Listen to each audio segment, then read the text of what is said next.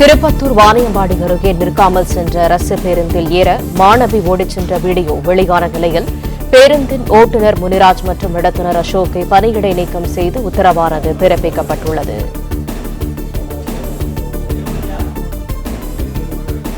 கூடுதல் தகவல்களை தருகிறார் எமது செய்தியாளர் விஜயகுமார். விஜயகுமார், வணக்கம். விவரங்கள் என்ன? வணக்கம்.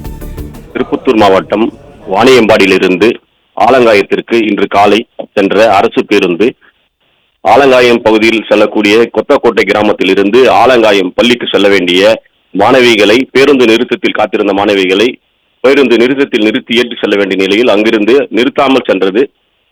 பள்ளிக்கு செல்ல வேண்டிய மாணவி பதற்றத்தில் பேருந்தை துரத்தி பிடித்து ஏறும் காட்சிகள் அவ்வழியாக சென்றவர்கள் வீடியோவாக பதிவு செய்து சமூக ஊடகங்களில் பதிவு செய்த நிலையில் இந்த காட்சிகள் வைரலானது.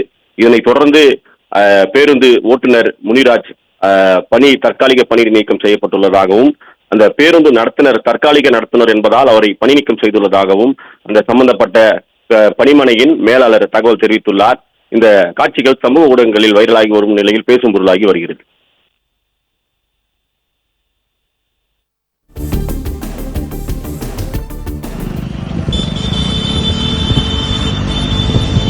தகவல்களுக்கு நன்றி விஜயகுமார்.